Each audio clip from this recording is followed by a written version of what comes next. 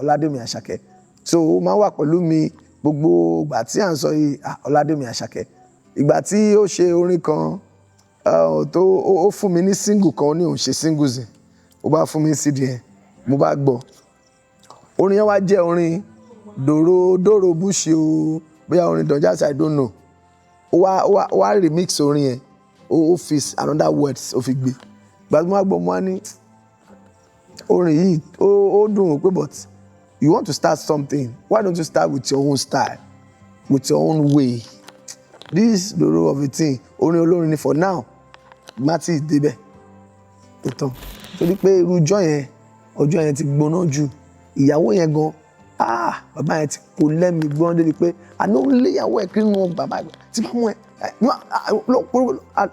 àwọn ọ̀gá mi ló tún gbà pé ẹni sùúrù sá àwọn ọ̀gá mi náà ń bẹ̀rù o kó má lọ kọ́ṣẹ́ báwọn náà pé tí wọ́n ń ṣe ló ń dàbí ẹni tó yẹ pé ó ti mú nǹkan jọ yẹn nígbà tí bàbá yìí dé báyìí nígbà tí mo rí pé ó ti yọ lọ́ọ̀kan èmi sáré lọ pàdé wọn pé bí a tó bá rí mi wọ́n á tijú ṣé mo sọ pé ayé rà sá kí lè ṣe mí èmi mo kó àwọn onífíìmù ó kàn kó ìfọ̀tí fún mi bẹ́ẹ̀ ni gbáà ó tún wéwé mi gbáà ó di ọba omi dẹ̀ ń jábọ́ lójú mi. Fathia gbogbo àwọn big actors nígbà tí pariwo rẹ̀ pípọ́ sínú fíìmù tá à ń sọ yìí gbogbo abakọ̀ àfẹ́ tó 14 cars yàtọ̀ sí boss gbogbo abá rọ́ tẹ̀lé pariwo rẹ̀ pé wọ́n rọ́ tẹ̀lé mi ìbí náà fi gbéra kó wọn lọ pé ẹ bá débẹ̀ ẹ máa fọ́ ilé ńlá ni gbogbo time tí mo bẹ́ẹ̀ mi ṣe wá báwọn kí wọn láàárọ̀ bíi 7 tí wọ́n ṣí gate wọn tí mo bá wọn ṣe di bíi 8 o'clock tó kúrò yẹn àṣé wọ́n ti ń gbé ọmọ ọbọ̀ wá school kọ́ ló ń ṣàánú ẹrù tàbí amọ̀ ohun tí kọ́ ló máa yẹn wọ́n gbé ká mọ́lẹ̀ àwọn kọ́ ti jà ń school wọ́n ti pa ọmọ àwọn ará ilé yẹn bí mo ṣe lọ bẹ́ẹ̀ ni mo máa lò tó 10 to 20 minutes òkú ọmọ wọn gbé wá sílé gbèníjà yẹn pọ̀ ẹ mọ̀ pé lẹ́ẹ̀kan mo sọ pé mi ò fẹ́ dárúkọ àwọn kan máa dákọ̀ kan sí ọ̀rọ̀ tí mo sọ yìí ọgbẹ́ Yomi Fash lè believe ìgbà yẹn mo wá pé Yomi Fash lọ́dún kan máa sọ ìpèníjà méjì kan tí mo ní lára àwọn ìdojúkọ mi tó jẹ́ pé ó máa ń gbé mi lọ́kàn gan alákọ̀ọ́kọ́ nǹkan kékeré ni ṣùgbọ́n ó mú mi jẹ́ lójú mi gan. Gbádégẹṣin Adéọlá Ìfẹ́olúwa lórúkọ tí mò ń jẹ́ Mr Fresh ni wọ́n máa ń pè mí ó pógun ó pọ́gbọ̀n ṣùgbọ́n ọ̀hún níbí mo kó má forí sọ́bì kan mo sábà máa ń pera mi ní ọmọ Ọ̀yọ́ Aláàfin Òjòpá ṣẹ̀kẹ̀rẹ̀ mádé ọmọ Àtìbà wọ́n máa kí mi pájí ṣe bí ọ̀rọ̀ láàrin Ọ̀yọ́ kì í ṣe bí bàbá ẹnì kọ̀ọ̀kan ọmọ Ìjẹ̀bú náà tún ni mí lápá abìkan. Bàbá báwo lẹ ṣe wá yàbàrà tó di pé ẹ di èèyàn tó ṣe lérò orí ìtàgé?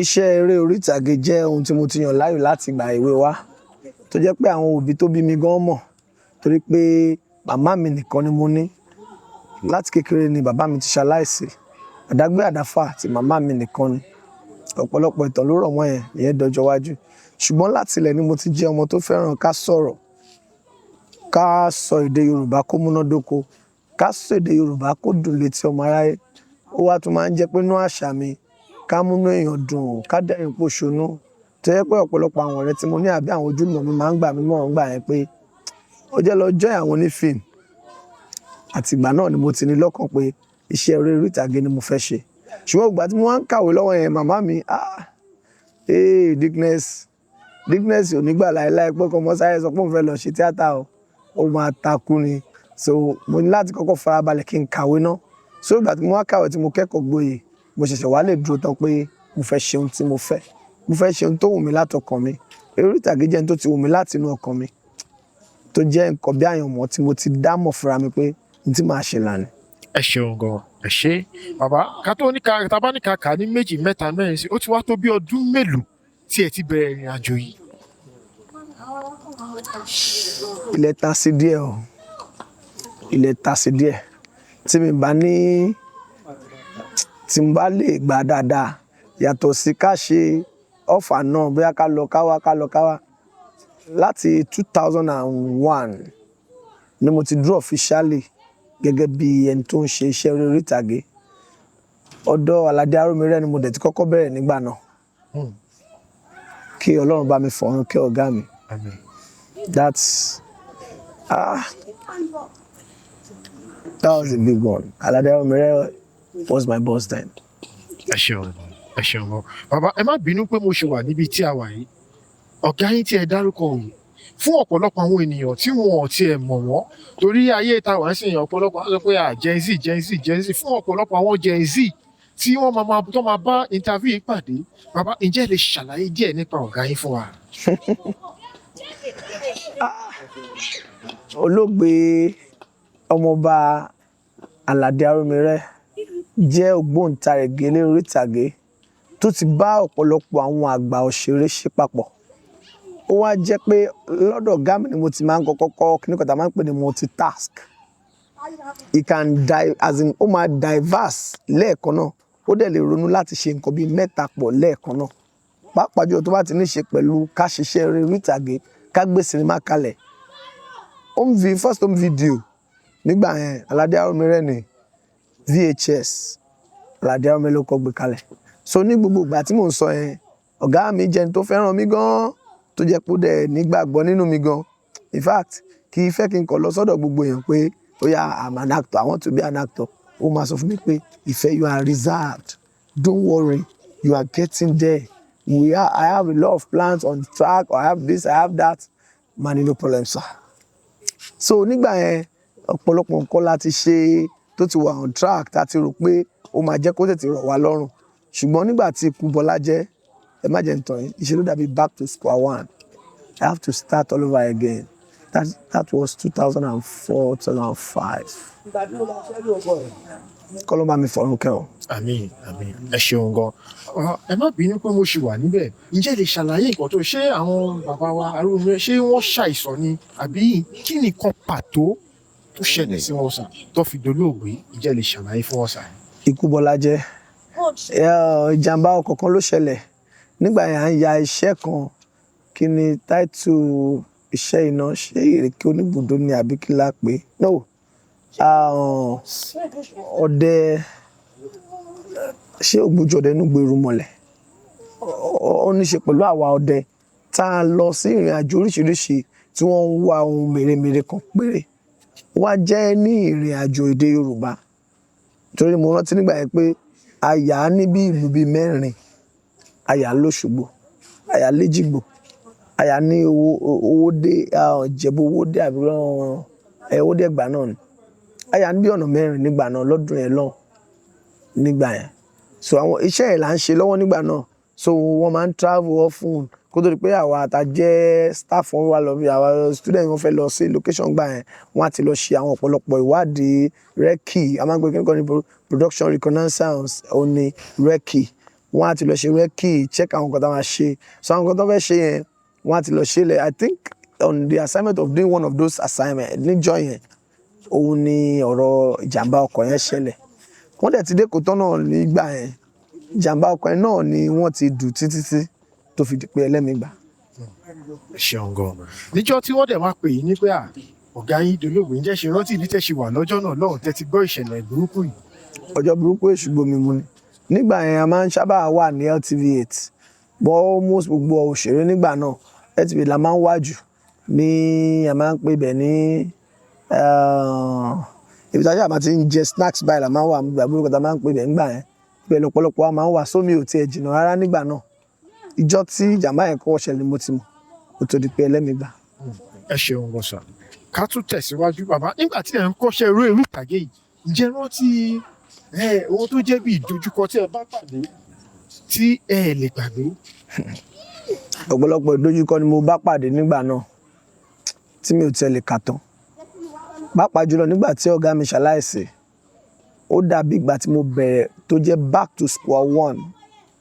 Back to square one yẹn ó túmọ̀ sí pé mo ní láti swallow gbogbo ego mi. Mo ní láti swallow gbogbo pride mi. Mo ti pàdé ọ̀pọ̀lọpọ̀ eléré orí ìtàgé nígbà náà. Akínọláyà ní if I am correct maybe 2001 tí wọ́n ní ìyàwó kan nígbà yẹn. Ó dà pé ará UK ní ìyàwó wọn yẹn nígbà yẹn. ní hòtẹ́ẹ̀lì kan ní Ìkòròdú, Raoni Hotel. Mo kó àwọn ẹgbẹ́ mi wá láti UI nígbà náà, ìgbà yẹn mo ti ṣe first degree, láti wá ṣe gyration fún bachelor's night, batch wọn nígbà yẹn ní Raoni Hotel ní Ìkòròdú yìí lọ́dún yẹn. I was there. So ìyẹn ti wà ńlẹ̀ nígbà yẹn, mo ti ń darapọ̀ mọ́ wọn. So mo ti mọ èèyàn púpọ̀. Ṣùgbọ́n nígbà tí mo wà pẹ̀lú ọ̀gá mi, ọ̀pọ̀lọpọ̀ package ni wọ́n fún mi nígbà yẹn, tó yẹ pé ọ̀pọ̀lọpọ̀ wọn ti máa ń wò pé bọ̀bọ́ ìfẹ́ is coming kind of. Ṣe nígbà tí ọ̀gá mi kú, ó dàgbà tí ẹnìkan kò mọ̀ mí rí mọ́ ni. Tí bá dé bí báyìí, ó máa dàgbà tí máa máa gbà, ṣé mi ìfẹ́ yìí náà kọ́ ni? Mo ní láti ronú nǹkan tí màá ṣe. Then I have to start all over again. Nítorí kò sí ohun tó wù mí ṣe bí orí ìtàgé rí. Ìgbà tí mo kọ́ ṣe tán ní NC, Federal Ministry of Works níjọra ni mo ti ń ṣiṣẹ́ láyé òṣìṣẹ́ Ògúnlẹ̀wẹ̀. Ṣùgbọ́n lọ́jọ́ kan níṣẹ́ yẹn kò sú mi. Mi kò ṣe yẹn kan, mi kàn mọ́ why. There is no job tí ó ti jẹ́ kí n wà comfortable bí iṣẹ́ orí ìtàgé. Iṣẹ́ orí ìtàgé ni àbí kò sí mi. Ìgbà tí wọ́n á di pé mo ti ń ronú nǹkan tí màá ṣe next, mo wá bẹ̀rẹ̀ sí pé àwọn kọ̀ọ̀kan, mo pe àwọn kan tí mi ò fẹ́ máa dárúkọ wọn lórí afẹ́fẹ́ báyìí, ọ̀rọ̀ yẹn tún dọjọ́ mi. Tí bá ti pè wọ́n ẹjọ́, fẹ́ máa train lọ́dọ̀ yín, fẹ́ máa wà pẹ̀lú yín. Bí kí mi sọ pé àwọn ò kí ń gbọ́ ọmọṣẹ́ ẹ̀. Bí kí mi sọ pé no, I don't want to, mo ti lọ ọmọṣẹ́ ẹ̀. Bí kí mi sọ pé mo ti lẹ́yìn tó ń wà pẹ̀lú òun. Wọ́n á lọ rẹ kọ́ Olúmídé Akínkúnmi. Ìgbà yẹn òun ti ń kọ́ṣẹ́ lọ́dọ̀ Múyìdán Ládàpọ̀ Lálá. Mo dé ANC ládẹ̀ ti pàdé láti máa ń jọ ń ṣẹgbẹ́ lẹ́mú nígbà yẹn Kegite Club. Àwọn Táyé Kọ́yìn Adégbodú nígbà yẹn. A jọ lọ sí the same College of Education. Bí mo ṣe wá ní okay, wá ní òun àwọn Lálá náà ṣe dáadáa, ká ṣe báyìí kíníkan. Mo wá rò pé let me give it a try. And that was how I started another journey with Múyìdán Ládàpọ̀ Lálá. So ìpèníjà yẹn pọ̀ débi pé mo ní láti ro nǹkan míì tí màá ṣe tó máa jẹ́ bí ìtẹ̀síwájú fúnṣẹ́ mi. Mo ṣe bọ́ sí ọ̀dọ̀ Múyìdán Ládàpọ̀ nìyẹn Lálá nígbà yẹn. Lẹ́yìn ìgbà náà la wá ṣe sinimá kan tó ń jẹ́ Agídí. Agídí yẹn ló wá pariwo gan nígbà náà. Ó wá di pé Lálá náà wọ́n túbọ̀ wá di ìlúmọ̀ọ́ká òṣèré gbajúgbajà tó ń káàkiri àgbáyé. So ibẹ̀ ni mo wà títí tó fi di 2008 or 2009. 2009 yẹn màmá mi ti ń disturb mi pé kí ni mò ń ṣe. Ṣùgbọ́n mi ò tí ì rí nǹkan kan sọ. Àlọ́ náà ni a ṣáà máa ṣe sacrifice. Abájọ́ dá àwọn ọ̀gá wa máa wọ àwọn mọ́tò ṣe gbogbo ẹ̀. Mo ti wá mọ̀yàn púpọ̀ nígbà náà. Nígbà tó wá yá, mo wá ro ọgbọ́n tí mo lè dá. Màmá mi ti sọ pé if you know you are not doing anything with this your job, maybe you go to school again, maybe you can go Canada. Allah, mi ò fẹ́ lọ ṣe masters. Meanwhile nígbà yẹn mo ti mọ̀ lọ́kàn mi pé mo fẹ́ tẹ̀síwájú nínú career mi ni. Nígbà náà ni mo fi wá rò pé ó ti tó kí n dá dúró. Dídádúró mi lọ́dún náà lọ́hùn, òun ló wá bí Mr Fresh dèní lénìí. Torí nígbà yẹn ṣe ni mo bọ́ sí aspect kan tá a máa ń pè ní location manager. Of blessed memory, Majesta.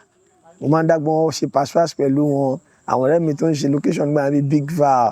Ìgbà yẹn náà Káyọ̀dé Adébáyọ̀ náà ti ń gbé to location ní mo gbé first gate nígbà yẹn. Tẹ́lẹ̀tẹ́lẹ̀ máa ń kọ́kọ́ fún àwọn èèyàn location lọ́fẹ̀ẹ́. Irú àwọn Káyọ̀dé Adébáyọ̀ ó kọ́ dẹ̀kan mímu náà ṣe sọ di iṣẹ́ nìyẹn. And that was how we started the journey so far. Ẹ ṣeun wọn sà. Ẹ dárúkọ Lálá. Torí nísìnyí, àrí pé lẹ́yìn ọjọ́ mẹ́ta yìí náà, Lálá náà àwọn náà fi bẹ́ẹ̀ ṣeré orí ìtàgé. Ǹjẹ́ ẹ lè ṣàlàyé irú èèyàn tí Lálá gangan jẹ́ fún wa? Àwọn Mùsùlùmí mi mọ́mọ́ yẹn máa ń sọ wọ́n ní kádàrá kàǹkádìrè. Àyànmọ́ ẹ̀dá ò lè tàsé. Lálá jẹ́ ẹnìkan tó fẹ́ràn education gan. Ṣùgbọ́n nígbà tó wà ní kékeré kò lóore ọ̀fẹ́. Maybe because of the upbringing, kò jẹ́ kí ó believe pé value of education is that important níbi tí wọ́n ti dàgbà. But nígbà tó dàgbà sí, tó bẹ̀rẹ̀ sí ṣiṣẹ́ orí ìtàgé, lára nǹkan tó wù tó máa ń tẹnumọ́ jù ni pé mo fẹ́ kàwé sí. Many people look down on him. Wọ́n believe pé ìwé wo ìwọ tẹ́ pé kí ló fi ìwé ṣe nísìn? Kí ló ti gbá nísìn? Ṣùgbọ́n nígbà tó dáàrin kan, as a matter of fact, nígbà tí Lálá wà ní peak, ló decide láti lọ sí school. Nígbà náà ó dẹ̀ àṣẹ bí eré. I'm still with him then. Tó fi lọ ṣe SSC I was with him tó fi lọ ṣe gbogbo àṣe processing admission mo wà pẹ̀lú ẹ̀ kò sí èyí tí mo gbà yẹn kò sí èyí tó ṣẹ̀yìn mi nígbà náà tí tọ́lọ́run dẹ̀ fi gba gbogbo ògo tó fi di pé wọ́n mú sí University of Ife nígbà náà níbi tó ti lọ ṣe theatre art tí Ifẹ̀ náà ni ó ti pàdé Àṣàkẹ́ nígbà yẹn officially maybe I should use that language nítorí pé yàtọ̀ sí pé a ti máa ń pàdé lórí títí ọlọ́dà pé bóyá a ti ń pàdé nítorí ọ̀gá àwọn Làlá Àdágúnró nígbà yẹn làwọn ọmọ ẹ̀ òun àti Àṣàkẹ́ jọ máa ń ṣeré papọ̀ ni èmi fúnra mi gangan Ọládèmí Àṣàkẹ́ nígbà yẹn tèmi ti dá dúró òun ló máa ń wá bá mi kọ́ àwọn ọmọọṣẹ́ mi ní bàtà ó yà mí lẹ́nu ìgbà tó di ní Ọládèmí Àṣàkẹ́ ní church mi pàápàá mo ní drama ministry tí mo tún máa ń ṣe tí mo máa ń ṣe kíní kan a máa ń pè ní hallelujah night so 7 night of praises yẹn tí bá ti fẹ́ ṣe Àṣàkẹ́ máa ti wà lọ́dọ̀ mi nílé mi ní first ó máa kọ́ àwọn ọmọọṣẹ́ mi ní bàtà kọ́ wọn níjó ìkan wà náà tí ó tún tẹ̀lé aláwàgbà àwọn lékè olóhùn set ló máa ń design so nínú altar church mi ló máa kan pákó tá a máa fi ṣe bí ilé ẹnìkan ṣe everything kò sí àṣà ní eléré ìtàgé tí mi kì í gbé lọ sí church mi yẹn nígbà yẹn so ó máa wà pẹ̀lú mi gbogbo ìgbà tí à ń sọ yìí Ọládèmí Àṣàkẹ́ nígbà kan ní church wa ní church tí mo wà ní Providence church mi ti sọ ní ọdún kan pé bọ́ọ̀ tẹ́ ń wò yìí ó gbógun ńlá dání o. ní Àṣàkẹ́ yìí. bẹ́ẹ̀ ni bí tó bá rí mi tó bá wo fọ́nrán yẹn á sọ fún yín pé òótọ́ ni mo sọ fún yín pé ó gbógun ńlá dání o Mr. Ife mo bá bọ̀ sá ẹ make sure pé bọ́ọ̀ yẹn ń bá sọ̀rọ̀ gan o kíníkan nígbà yẹn bí wọ́n ṣàní kó ṣàwọn àdúrà kan ṣùgbọ́n nígbà yẹn ni wọ́n ti tẹnumọ́ pé bọ́ọ̀ ó gbé ògo àgbáyé dání so èmi àti ẹ̀ ò tí ì fojú kanra báyìí látìgbà náà ṣùgbọ́n bẹ́ẹ̀ tó bá wo fọ́nrán yẹn á sọ fún yín pé lóòótọ́ ni mo sọ ìgbà tí ó ṣe orin kan tó ó fún mi ní single kan ó ní òun ṣe singles yẹn ó bá fún mi CD yẹn mo bá gbọ́ orin yẹn wá jẹ́ orin dòrò búṣe o bóyá orin Don Jazzy I don't know ó wá remix orin yẹn ó fi another words ó fi gbé ìgbà tí mo wá gbọ́ mo wá ní orin yìí ó dùn ó pé but you want to start something why don't you start with your own style with your own way this dòrò of a thing orin olórin ni for now má tí ì débẹ̀ ó tán later ó tán bí àjọ ẹ̀ ṣe tún di pé ó lóun fẹ́ lọ sọ́dọ̀ àwọn ọ̀rẹ́ òun kan ní Lẹ́kì blah blah blah and that is how another journey he started another journey and Ọlọ́run dẹ̀ gba gbogbo that's another journey with Àṣàkẹ́ so Làlá ìgbà tó di pé àwọn ó decide láti pọ̀ fẹ́ kàwé sí ó dẹ̀ pé tóun ò bá kà nísìn tóun wà ní tóun ní opportunity at least tó bá dé because they recognize him as a celebrity then he uses his opportunity to further his education and that is why tí ọ̀pọ̀lọpọ̀ fi sọ pé àwọn ò rí Làlá kò sí pé nǹkan kan ṣe Làlá àti ẹ̀ kò sí pé anything kò sí kò ṣe anything kò dẹ́n ṣe kó drop in career ṣùgbọ́n nítorí pé nǹkan tóun wà lọ́kàn ẹ̀ ó sáré ẹ̀ láti achieve ẹ̀ I don't want to be an illiterate mo fẹ́ kọ́ máa address mi pé kò kàwé kò ṣe nǹkan kan ó dẹ̀ gain ẹ̀ èèyàn tó ní ambition bẹ́ẹ̀ yẹn tí wọ́n dẹ̀ múra àti ṣé wọn ọ̀pọ̀ Làlá ní ẹlẹ́ẹ̀kejì tí màá rí ní ìgbé ayé mi màmá mi Làlá kọ́kọ́. My mother started her education after giving back to me, myself, my brother, and my younger sister. After 3 kids. Kò ń ṣe pé ọkọ ti bímọ mẹ́ta nìkan torí pé ó ti dàgbà nígbà tí mo sọ yẹn ni mo sọ yẹn. Ó dẹ̀ sọ wọ́n dẹ̀ tún ní kí ló fẹ́ ṣe ó ní òun fẹ́ kàwé náà ni. Ó dẹ̀ kàwé. Presently mo yẹn báyìí sọ màmá mi ti ní masters èmi gan ò tí ní masters. Ó kàwé yẹn dandan tán. So people like that they are a rare gem. So got him married pẹ̀lú Làlá nìyẹn. Làlá is doing fine. He travels abroad anytime he wishes to. Ó dẹ̀ ń ṣe dáadáa. Lóòótọ́ iṣẹ́ tíátà ní bá a nínú. Òótọ́ bá ń jẹ ni wọ́n mọ̀. Tí wọ́n bá tí rí nǹkan tó ń jẹ lẹ́nu ń gbà yẹn. Àwọn tó ń fẹ́ ni dénú ó pọ̀. But for now, believe me, he's doing very fine. He's now a director and still an actor. He's acting very well. Ó kàn jẹ́ pé ibi téèyàn bá dé èèyàn máa ń fi irin gún bẹ́ẹ̀ ni. So ẹni tí ò bá lè afford Làlá, many people believe he's doing fine. Believe me, he's doing fine. Kò fẹ́ wà ní gbogbo ibi tí ó máa ń wà nígbà tí ò tí kàwé yẹn ni. Now, he's forming an educated actor now. Ẹ dẹ̀ ṣíjọ́ wà. Títí dọ̀là. Ẹ ṣeun gan. Títí dọ̀là ọ̀gá mi ni. Ẹ ṣeun gan. Nígbà tí ẹ dárúkọ tẹ pè ní Ọlọ́ládèmí Àṣàkẹ́ yìí, ṣé gbogbo ìgbà yẹn ó ti ń jẹ́ Àṣàkẹ́ àbí nígbà tí ògo yẹn dé ni ó pààrọ̀ orúkọ ni? Kò pààrọ̀ orúkọ o. ó kọ ìyá ẹ̀ tá a ti máa ń pè nígbà náà nìyẹn. orúkọ ìyá ẹ̀. ohun tó amaze me jù ni pé bàtà ló máa ń jó. Tí Àṣàkẹ́ bá jó bàtà fún yín, ẹ má worry me, I don't know, maybe you have watched any of his performance abroad. I've not really have an opportunity to attend any of his performance or any of his shows, but believe me, if Àṣàkẹ́ gives you a bàtà display, àbí tó gbé bàtà dání fún yín, tó lù ní tó sán ní lómele, ẹ má jẹ́ n tàn yín, ọkùnrin bíi tiẹ̀ ṣọ̀wọ́n tó bá dìdì bàtà, ẹ̀mọ̀ pé Ṣàngó àti bàtà ìbejì ni wọ́n. Tí Ṣàngó bá ń lọ sóde, tí bàtà bá ṣàárẹ̀ kò ní sóde. So bẹ́ẹ̀ ni Àṣàkẹ́ àti bàtà ṣe rí. Ó jó bàtà, ó sán mele, ẹ wo mi gbọ́dọ̀ pọ́n léjù, ṣùgbọ́n tẹ bá rí níbẹ̀, ẹ má jẹ́ n tàn yín, he is a big talent right from the beginning. In that field we all know, Ọlọ́run kò sọ pé àrà tó ń gbénú ẹ̀ pọ̀ ló fi jẹ́ pé hip hop ló máa fi bẹ́ sí gbogbo àgbáyé ni. So I'm not surprised. Ara ń pọ̀, ara pọ̀. Ara pọ̀. Máa ń ṣe stunt rẹ̀ pàjọ́, máa ń ṣe stunt nígbà náà ni. Tá a bá fẹ́ tákìtì látòrí ilé, tá a bá fẹ́ ṣe gbogbo ẹ̀ nínú ìjó bàtà, èmi àti Àṣàkẹ́ náà làṣàbà máa ń ṣe papọ̀ jù nígbà yẹn. Ẹ ṣeun gan. Láti ìgbà tẹ́ ti wá bẹ̀rẹ̀ ìrìn àjò, ǹjẹ́ ṣe ìrántijọ́ tínú yín dùn jù tó jẹ́ ẹ lè gbàgbé? Tó bá jẹ́ inú dídùn, ní sábà níjọ́ tínú mi ò dùn jù nínú iṣẹ́ orí ìtàgé. Tó bá ti jẹ́ tíátà ni mò ń ṣe, mo jẹun o, mi ò jẹun o, ó já sówó lé ní o, ó já sówó lé ní o, I'm fine. Once it is movie making, once I'm in the entertainment industry, believe me, I'm fine. Ṣùgbọ́n àwọn irú ọjọ́ bẹ́ẹ̀ olùṣàyẹ̀ má sí tó máa jẹ́ excess. Àwọn ọjọ́ tí mo bẹ̀rẹ̀ sí ní àwọn inú dídùn tó pọ̀ jù yìí ní ìgbà tí wọ́n kọ́ bẹ̀rẹ̀ sí nominate mi fún àwọn awards, different awards. And that is ìgbà tí mo ń ṣe location manager. Wọ́n á rò pé nígbà oríṣiríṣi award lọ́wọ́ àwọn kan nominate, àwọn bá jẹ́ ti UK wà ní èmi náà, àwọn èèyàn bá máa dìbò fún mi kẹ́kẹ́ wá ní ìwọ̀ lọ. Èmi náà wà tí ń di ẹni tí wọ́n máa mọ̀ rè. Ìgbà tó wáyà tí màá gba first award mi, ìgbìmọ̀ ọkọ̀ gbà yẹn mi ìrántí àwọn company tí wọ́n ṣe award yẹn, mo ní yẹn lé. But tí mo rántí dára tó dẹ̀ máa ń dùn mọ́ mi jù ní award CTP veteran actor tí mo gbà, èmi àtọ́nà Adékọ́lá ní yẹ̀ yẹn. Inú mi dùn gan. As in, inú mi dùn pé mo padà ń ṣiṣẹ́ láṣegboyè, àṣegbà ìgbóríyìn fún, àṣegbà ẹkú iṣẹ́. Inú mi dùn gan. I'm impressed more. Èmi fúnra mi tún múnú ara mi dùn pé ṣé pé tá a bá pẹ́ láyé, á padà jẹun tó tóbi tó jẹrin lọ. Wọ́n padà pa wá náà, wọ́n forúkọ ògo àtòkìkí pé wá.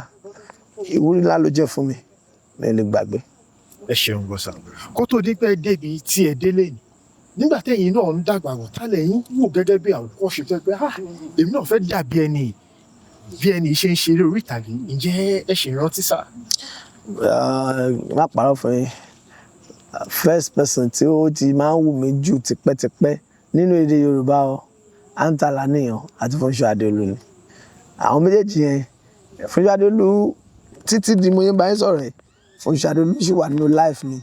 Anta Laniyan náà bàbá mi ni, àwọn náà wọ́n wà ní life mi o. Fúnṣọ́ Adéolú kì í fi mí sílẹ̀ from no time, torí pé mo máa ń fi wọ́n ṣe àwòkọ́ṣe tí òun ṣe kékeré. Ẹ má jẹ́ n tàn yín, tó ní ìrèsì bá lóhùn òfin gbá mọ́ lọ́rọ̀ Fúnṣọ́ Adéolú nínú industry wa, ní tó fi sílẹ̀ ò ní parun. Fúnṣọ́ Adéolú has ruled the industry for years. Pé mo sọ years tó ń ṣe rule díẹ̀ o. Tẹ́ pé ìgbà yẹn àti bá mo ṣe wà pẹ̀lú ọ̀gá àti máa yìí rántí, tí wọ́n bá ti padà nominate ọ̀gá fún best actor. Tí àwọn míì ní sí ẹ̀ best actor yẹn, ìgbà tí Olúwadé á tún máa sọ pé fáwọn ẹlòmíì náà, àwọn ẹlòmíì náà ẹ jẹ́ wọ́n gbà back to back every year nígbà náà. But to God be the glory. To God be the glory. Anta, Fúnṣọ́ Adéolú and Akin Lewis. Àwọn tí mo dárúkọ yẹn, mi kì í fi wọ́n ṣeré o. Mi kì í fi wọ́n ṣeré rárá. Ẹ ṣeun gan. Ǹjẹ́ ní nǹkan tẹ́ fẹ́ bá wọn olólùfẹ́ yín sọ, yálà bóyá nǹkan tó ṣẹlẹ̀ sí àìdá lórí iṣẹ́ àbí kẹ̀ lójú ayé, tẹ́ pé ẹ kò fẹ́ káwọn èèyàn kí wọ́n kọ́ ẹ̀kọ́ kan àbí méjì kan lára yín, ǹjẹ́ iṣẹ́ ní nǹkan tẹ́ fẹ́ bá a sọ sà? Máa sọ ìpèníjà méjì kan tí mo ní lára àwọn ìdojúkọ mi tó jẹ́ pé ó máa ń gbé mi lọ́kàn gan. Alákọ̀ọ́kọ́ nǹkan kékeré ni ṣùgbọ́n ó mú omijé lójú mi gan. Mo ti sọ lẹ́ẹ̀kan rí. Ó dùn mí gan. Ìgbà tí mo bẹ̀rẹ̀ sí ṣe location manager, nígbà tí mo fi ṣe láàrin 2 years, Ọlọ́run bẹ̀rẹ̀ sí gbé òkìkí wá láti ibẹ̀. People knows me everywhere. Ìfẹ́. Mo fẹ́ lè sọ pé ṣàṣà ní aspect àbí capacity mi ò tí ì bá ṣe location in this my industry. Ṣàṣà ni. Mo fẹ́ mọ bí company náà ṣe great tó in one way or the other. Àti jọgbá wájú ara wa kọjá tó dẹ̀ pé mo ti bá ọ̀pọ̀lọpọ̀ àwọn èèyàn ṣiṣẹ́ tó lámìlaka gidi. Ó tó ọdún kan, mo wá fẹ́ ṣiṣẹ́ kan tí mo bá lè ro dáadáa. Bóyá Madam Ṣajẹ ló ní iṣẹ́ yẹn ni o, àbí mi ò tí ì rántí producer. Ẹni yẹn wá pè mí, ó wá jẹ́ ìpè pàjáwìrì. Èmi náà wá fẹ́ fakọyọ bí ọmọ tó mọṣẹ́ pé gbọ́dọ̀ pé mi sí màá wọ́gbọ́n dá sí ni o. Mo ṣàbẹ̀rẹ̀ sí wá sáré, mo bẹ̀rẹ̀ sí pé àwọn tí mo mọ̀, bẹ̀rẹ̀ sí lọ sọ́run. Mo kàn rántí màmá kan ní church mi ni, ìyá Kúfò. Màá pè wọ́n, mọ́mì, mo máa ti ní problem kékeré kan, mo fẹ́ shoot lọ́dọ̀ yín ni, mo dẹ̀ ní láti shoot lẹ́nu. Mr. Ife, ẹ sọ fún mi tẹ́lẹ̀. Daddy wa ò dẹ̀ mọ́. Mo ní ẹjọ́ ẹ má bá mi bẹ̀ wọ́n ni. Ẹjọ́ ẹ bá mi bẹ̀ wọ́n, mo láti shoot ní àwọn ọ̀sìn lè bọ̀. Iṣẹ́ yín yẹn náà lè máa ṣe pẹ́pẹ́pẹ́. Mo ní ilé yóò ti wá ní pẹ́. Kò ní pẹ́, mo ní kò ní pẹ́ máa. Daddy wa, wọ́n á dé tó bá di 6 o'clock. Ṣé máa ṣe tán? Wà gòndà mọ́ mi. After 12 láwa, ó pẹ́ ju 4 o'clock àti ṣe tán. Ẹ sure? Mo ní mo sure. Ẹ sure? Mo ní mo sure. Mo bá ní, wọ́n kọ pé ilé wọn ni. Àwọn ọmọ wọn wà nílé. Wọ́n bá ní kán lọ fún Suberu Gitma àwọn ní phone. Phone. Nígbà tó lọ fún Suberu, wọ́n rí Suberu ń bẹ́. Wọ́n wá sọ àwọn ọmọ ẹ̀ pé ẹ wo, bọ̀dá yín bọ̀ Ìfẹ́ ń bọ̀ wá, ó fẹ́ shoot pẹ̀lú àwọn actor ẹ̀. Bá mójú tó ṣe ti gbọ́. Àṣé Suberu ti sán lọ. Ó ti rìn lọ ní estate, bó lọ kí òun ni bó lọ ṣeré lọ àmọ́. Ṣùgbọ́n mo Ìfẹ́ mi chance báyìí mo kàn pa àwọn actors ó yá pàdé mi bí Èbúté-Ẹja sáré débẹ̀. La bá lọ síbẹ̀. Nígbà tá a débẹ̀, àti wọlé ń tiwa, àti bẹ̀rẹ̀ sí ìgbà tí mo sọ fún ẹ pé ní time púpọ̀ mi báyìí o, mo sì ń ká máa ṣe lọ. Èrò mi ni pé màmá yẹn ti máa pe ọkọ wọn, wọ́n á ti bẹ̀ ọkọ, wọ́n á ti mọ ọgbọ́n tó máa dá. Àṣé màmá ti wò pé ọkọ àwọn náà ó lè kó ń bí iṣẹ́ kó gba bí fàájì lọ. Ó lè jẹ́ pé 7 alẹ́ àbí 8 wọn á tó wọlé. Bẹ́ẹ̀ dẹ̀ ni ó dàbí pé wọ́n fẹ́ rìnrìn wọn lóòótọ́. Àfi bí nǹkan kan ṣe bá kọ́kọ́rọ́ kan ṣe béèyàn ajá jẹ. Nígbà tí Suberu dé láti ibi tó ti lọ, àbí mi tiẹ̀ mórúkọ tí Gitma yẹn ń jẹ, ẹ̀rù wá ń bà. Ẹ̀rù ẹni pé bóyá ọ̀gá òun ló kérò wálé. Ìgbà tó wá dé tí ò wá rọ́gá òun tí ò rí mọ́tò ẹ̀, wọ́n wá pé àṣẹ òṣùpọ̀ ọ̀gá òun tó ti jáde ó ti bínú báyìí.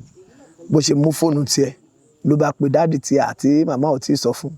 Táwa ò dẹ̀ mọ̀ pé ọ̀gá, I know best, kìnìkan. I know best. I go pray. I see people with plenty. Why you want plenty? For where? Fast. Kìnìkan.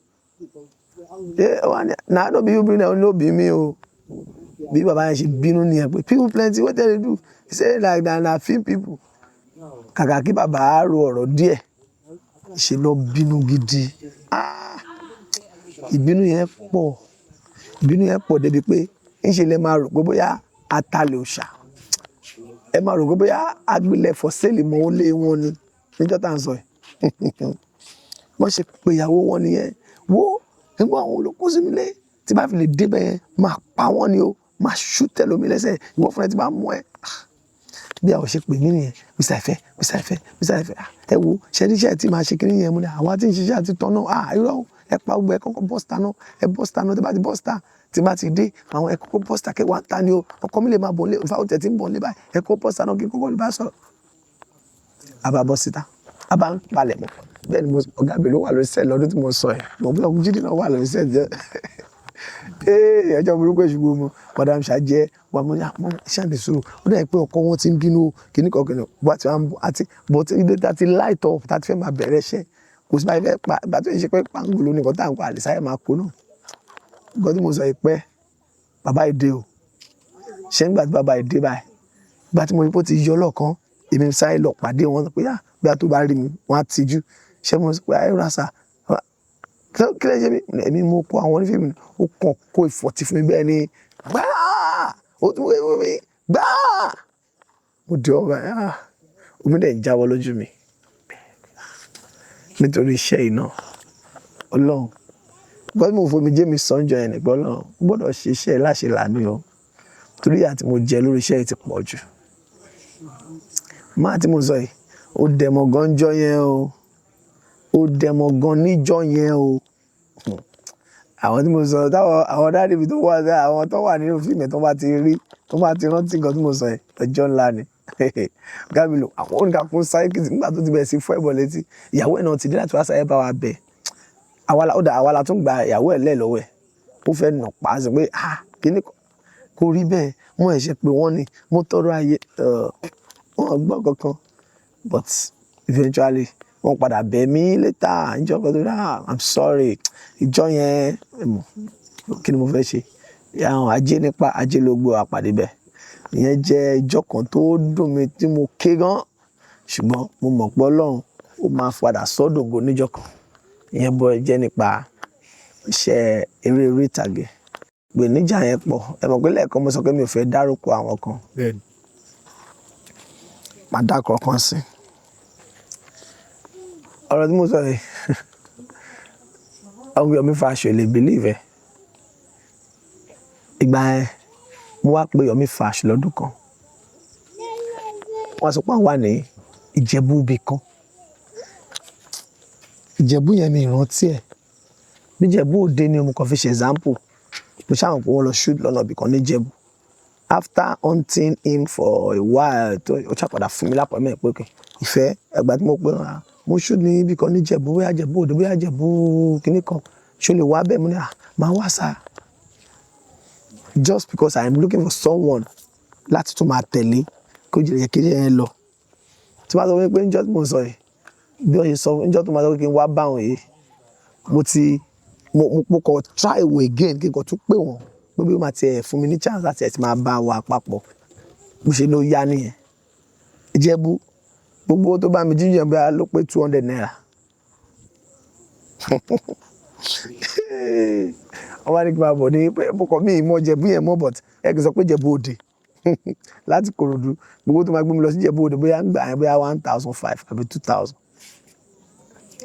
àti ṣe dá díẹ̀ ń gbà yẹn níbo ni mo ti fẹ́ rówó ìbáyìí ta ló fẹ́ fún mi lówó ìbáyìí mo bẹ̀rẹ̀ sí sáré kìtìkìtì ìjọ yẹn gbogbo ẹni tí mo kò sẹ́ni tó yá mi lówó nígbà tó máa fi tó bí 2 lọ́sàn-án mo tún pè wọ́n ibo ni màá wá ṣé o ti fẹ́ dé Ìjẹ̀bú ni wà tètè má bọ̀ mo wá ń bí o no problem bóyá nígbà tí màá fi débẹ̀ bóyá wọ́n ti sọ fún bóyá àwọn PM ni ò sọ fún wọn tẹ́lẹ̀ àbí bóyá àwọn mọ̀ pé àwọn ti parí iṣẹ́ tẹ́lẹ̀ kí n má tán yìí after tí màá fi wá owó tí màá fi try pé tí bá dán wọ́n á fi mọ́tò tí wọ́n gbé mi padà sẹ́kọ̀ọ́ mo débẹ̀ wọ́n ní Yomi Fash láǹsó ti lọ wọ́n ló ti kúrò ní Ìjẹ̀bú yẹn lọ́dún yẹn náà ó kó owó tí màá fi wá sẹ́kọ̀ọ́ padà mi ò lè gbàgbé láéláé bí mo ṣe dé kò títí mo yín báyìí sọ̀rọ̀ mi ò rántí bóyá mo tọrọ mọ́tò wọ̀ ni o bóyá mo bẹ lómìn ni o mo ṣàmọ̀ pé mo gbìyànjú nígbà yẹn I tried a lot of capacity a lot of channel just to grow again but believe me many of them are to no avail kò sẹ́ni tó rẹ́dì láti ran ẹnì kankan lọ́wọ́ ìgbà náà ni mo wá fi mọ̀mọ́ mu lọ́kùnkùn ló pé iṣẹ́ mi ò ní fi sílẹ̀ ó kọ́ mi lẹ́kọ̀ọ́ pé kò sí bí wọ́n bá ń jó ní ká máa rọ́jú ìgbà míì wà bó ṣe ń rárá yé náà ló máa ń rẹ èrò ọ̀run ọ̀pọ̀lọpọ̀ nǹkan ni ìrírí tí mo ní nínú iṣẹ́ eré ìtàgé tó dẹ̀ jẹ́ pé eré akọ́nilọ́gbọ́n ṣùgbọ́n ìgbà míì wà some story are better not to talk about pé kí a máa wò lè sọ nípa ẹ̀ tọ́lọ́run bá ti jẹ́ kó là sometimes máa ń rí bí internet traffic láti kàn máa sọ̀rọ̀ àwọn èèyàn torí a lè má ṣẹ̀ra wa a lè má ní nǹkan ẹyọkan àbí nǹkan ẹyọkejì tẹ́nìkan náà ṣe gbára ẹnìkan kọjá so sometimes like this téèyàn wà ní interview the best thing ni pé kó rí every opportunity every channel tó bá gbà kọjá àbí nǹkan tó bá kọjá lára ẹ bíi pé ọgbọ́n ìkọ́kù máa rí nìyẹn so ìyẹn jẹ́ ìpèníjà àti àwọn nǹkan kékeré kan tí mo lè sọ nípa ọ̀ tó bá jẹ́ outside industry èyí tí mo rí ẹ̀ tí bá sọ fún yín kó má dàbí ìgbà tí mò ń ṣe fíìmù lójú yín ni àti bí sinimá gangan bẹ́ẹ̀ ló ṣe rí maybe one of these days I will still write a story about it.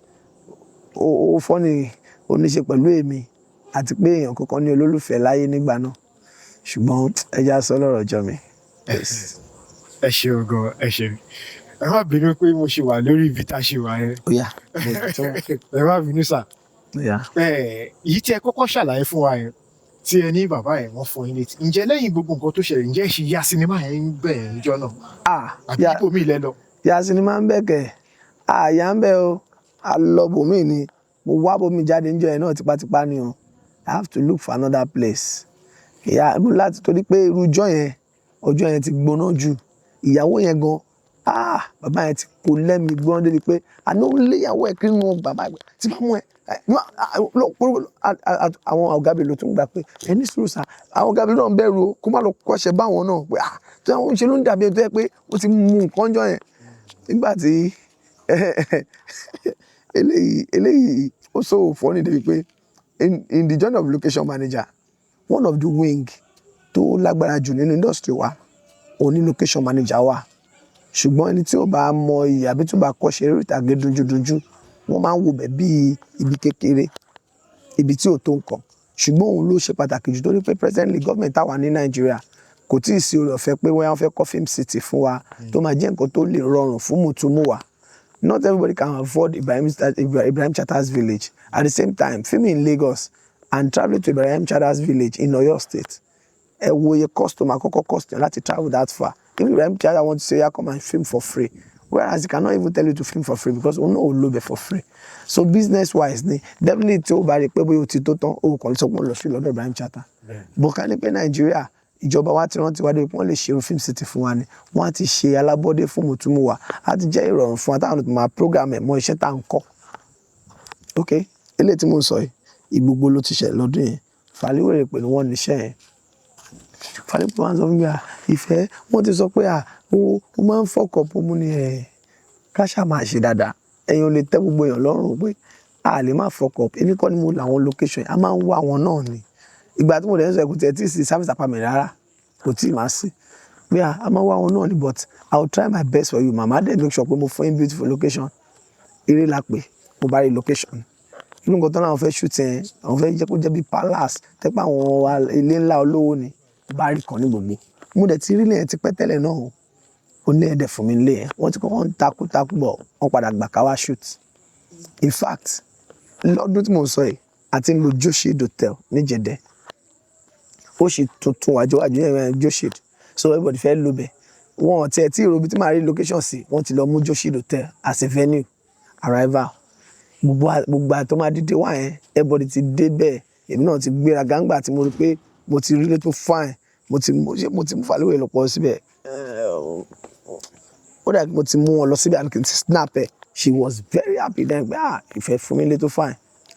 Ó bá dàárọ̀ ọjọ́ location yẹn gangan mo gbé ní first gate mo yẹ kọ́kọ́ jí báyìí gbàm Ìgbogbo yẹn ni mo kọ́ lọ ilé yẹn gangan ni o tí mo ti fẹ́ shoot mo kọ́ jí lọ síbẹ̀ bíi 6:30 bí ilẹ̀ ṣe mọ́ bíi 7 wà lẹ́nu gate wọn báyìí mo kọ́ jí kọ́ gate wọn àwọn ẹni ìfẹ́ tó ti jí dé ni ìgbà tí tó pẹ́ ń bọ̀ lè ṣe bẹ́ẹ̀ nílẹ̀ ìbọ̀ṣẹ́ ti dé ni mo láti dé mo kọ́ ni wọ́n á rán ilé tí pé à ń bọ̀ wá shoot ni gbàdọ̀ no problem má bọ̀ mo dẹ̀ gba ibẹ̀ mo wọ mọ́tò láti ibẹ̀ ó di Joshid lọ́nà Jẹ̀dẹ̀ tí a wà bá dé hotel ẹ̀gbọ́n àwọn náà ti ń dé bí after 8 gba ti dé àti ibẹ̀ sí rẹ́rìn gbogbo yẹ já lọ gbogbo àdẹ̀ gbéra wa Fathia gbogbo àwọn big actors nígbà tí Fàlíwèrè pé kó sínú fíìmù tá à ń sọ yìí gbogbo àbẹ̀ tó 14 cars yàtọ̀ sí boss gbogbo àbá rọ́ tẹ̀lé Fàlíwèrè pé wọ́n rọ́ tẹ̀lé mi èmi náà fi gbéra kó wọn lọ pé ẹ bá débẹ̀ ẹ máa fọ́ ilé ńlá ni. Gbogbo time tí mo bí mi ṣe wá bá wọn kí wọn láàárọ̀ bíi 7 tí wọ́n ṣí gate wọn tí mo bá wọn ṣe di bí 8 o'clock tó kúrò yẹn àṣé wọ́n ti ń gbé ọmọ ọbọ̀ wá school kọ́ ló ń ṣàánú ẹrù tàbí amọ̀ ohun tí kọ́ ló máa yẹn wọ́n gbé ká mọ́lẹ̀. Àwọn kọ́ ti jà ń school wọ́n ti pa ọmọ àwọn ará ilé yẹn. Bí mo ṣe lọ bẹ́ẹ̀ ni mo máa lò tó 10 to 20 minutes òkú ọmọ wọn gbé wá sílé. Àwa ò mọ̀ ariwo ẹkún ti ń sọ nílé àwọn ẹni ẹlẹ́ni báwa ṣe kóra wa dé nìyẹn nígbà tá a máa dé bẹ́ẹ̀ báyìí ẹ gbà mí ọ́ ìgbà ọ́ lọ́ ń yí ilẹ̀ lóka kí ló ṣẹlẹ̀ kí ló dé àti Fathia ga kú orí àwọ̀ sí jẹ́jẹ́ láwọn tó gbé ìwọ nǹkan tó ṣẹlẹ̀ ga kú yàrá ìbọ̀ta wọn lọ bá àwọn afáàlúwẹ̀ rẹ̀ pé àti fàlẹ̀ ẹ wo ó dẹ̀ pé nǹkan ti ṣẹlẹ̀ nínú ilé yẹn o kíníkan èmi náà wọlé nígbà tí màá wọlé síbẹ̀ nǹkan mi là bá ṣáwà sọ fáwọn tí wọ́n ń ṣọ̀fọ̀ ọmọ lọ́wọ́ pé wọ́n mọ́ ṣọ̀fọ̀ ọmọ ni pé a fẹ́ ya fíìmù ni àbí ká ní kán bọ́ sọ́wọ́ ẹ̀yìn pé a fẹ́ ya fíìmù náà bí location yẹn ṣe lọ́dún tí mo sọ yẹn àti fàlẹ́ fẹ́ pa mí gbogbo ibi tó ti bá a dárò yẹn ibi tó ti bá a dárò pé ọmọ kú kíní kan àṣé gbogbo tí dárò yẹn àṣé ó rẹ kẹni ṣé bá ṣe kó mẹ́ta bọ́kẹ́ra kó mẹ́ta bọ́kẹ́ra mo mọ yọrí àti fàlẹ́ fi ròyìn pé mi ò fáwọn ní location torí ìjọ yẹn ẹ má jẹ́ ń tàn yẹn I was tired ní gbogbo ginger tó máa ń wà nínú mi normally challenges tó bá jẹ́ location manager tó rugged ni you have to be used to gbogbo orú nǹkan bẹ́ẹ̀ o ti gbọ́dọ̀ mú ẹ lára ilé tí o ń ṣe lé ẹ anything ló lè ṣẹlẹ̀ anything tá a bá ti ní location bẹ́ẹ̀ most time a máa ní fallback so fallback yẹn a kì í mọ̀ so bó ṣe di pé a lè ya sinimá mọ́ lọ́jọ́ yẹn pẹ̀lú Mummy Fàlíwèrè pé nìyẹn o wàhálà tí mo ń sọ tí mo ṣe lọ́dún yẹn mi ò lè gbàgbé láéláé. ṣe sá ẹni sinimá kan tí ẹ fẹ́ jẹ́ kí àwọn olólùfẹ́ yín kí wọ́n lọ wò tó jẹ́ tí yálà àbíkẹ́ tó yẹ kẹ́ bá ènìyàn ṣe tẹ́ fẹ́ kí wọ́n lọ wò síbi tí wọ́n ti lè bá pàdé. Badge and Betrayal coming soon to your cinemas worldwide nationwide. Badge and Betrayal mi ni mo ní ọmọ yín Ìfẹ́gbádégẹṣin Mr Fresh ẹ jọ̀ọ́ tó bá ti dé sinimá mo fẹ́ gbogbo yín bá mi túyà kẹ́ lọ wò sinimá mi ń bọ̀ à ń pò pọ̀ lọ́wọ́ ẹ jọ̀ọ́ mo bẹ̀ yín ẹ lọ bá mi wò ìtàn tó ní ṣe pẹ̀lú àwọn nǹkan tí àwọn èèyàn ti ẹ̀rù rárá òun ló wà nínú ìtàn àti kójọ àti kó sínú ẹ jọ̀ọ́ ẹ bá mi lọ wo sinimá yẹn Badge and Betrayal produced by me Gbádégẹṣin Àjọlá Ìfẹ́olúwa Mr Fresh. Thank you very much. Ẹ ṣeun gan.